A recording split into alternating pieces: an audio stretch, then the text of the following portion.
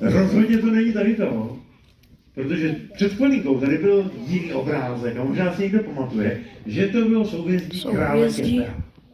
Takže tady byste se tohoto domečku nepoznali, že to je král Keperus. Stejně tak, když se podíváte sem, taková pěkná rybička, ale ona to je Lyra. Medvědice. Víš, jaký capek medvědice.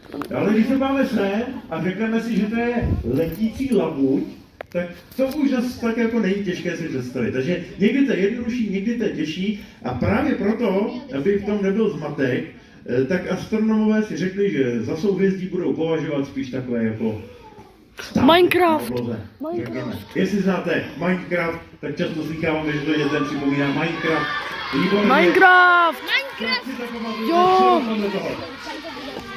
Podle čeho budete chtít, ale zkrátka tady to jsou souhvězdí, rozdělí nám tu oblohu na 89 částí, připadá, já nevím, třeba Farnest. Řekněme, o každé hvězdě, kterou vidíte, to připomíná spíš Farnest. Zařadit do nějakého to jmenuje v souhvězdí právě Minecraftu. díky tomu, že jsme si přesně řekli, jak ta souhvězdí budou vypadat, kde budou mít hranice, kde budou ohraničena. Tak, pojďme se ale teďka trošičku podívat na něco jiného. Já vypnu tady ty spojnice a pojďme se podívat na něco, o čem jsme dneska ještě nehovořili.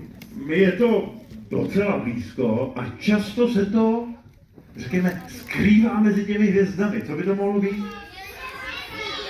Měsíc, no o něm jsme nehovořili, to máte pravdu, ale když se máte na měsíc, tak jako že by se skrýval mezi těmi hvězdami. Mléčná dráha. Přesně tak, protože ty galaxie. planety na první pohled vypadají úplně stejně jako hvězdy. Já se posunu v čase trošičku hlouběji do večera.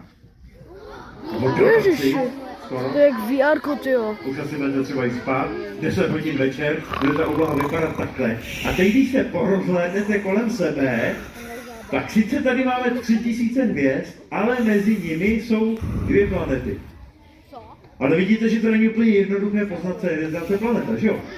Tak, já vám dám teďka takový úkol, který vám v budoucnu usnadní zjistit, co je hvězda, co je planeta. Tak se podívejte na něco, co si myslíte, že je hvězda, to asi nebude těžké něco takového najít. Chvilinku tu hvězdu pozorujte a pak mi řekněte, jestli ta hvězda... Já vidím galaxii. Bliká, výborně, hvězdy totiž poblikávají. Ale planety ne. Což vám v tuto chvíli asi moc nepomůže, ale když najdete něco, co nebliká, tak to znamená, že jste našli planetu, anebo jsem šel galaxii. To nevidíte to blikání, ale je dost tady velká šance, že jste našli planetu. Tak se podívejte, jestli nějaká jasnější tečka je kolem vás, po stranách nebliká.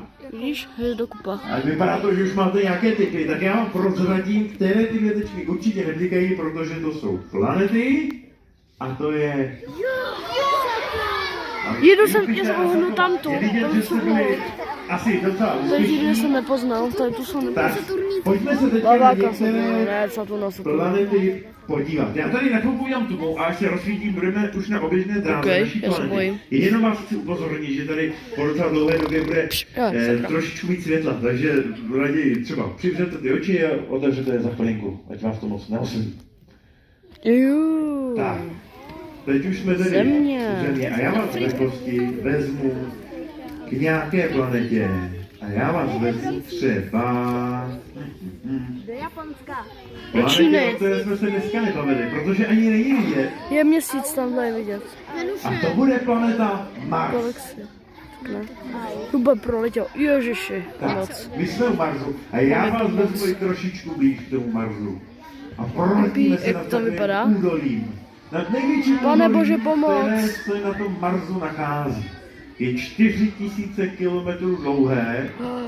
No, tak byste zletěli až někam do Afriky. Jmenuje se Valles Marineris. Česky se tomu říká údolí marinerů.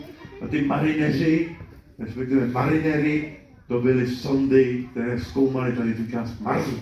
No a na jejím druhém konci, údolí tady této oblasti, tak tam je oblast, která se jmenuje Tarzis. A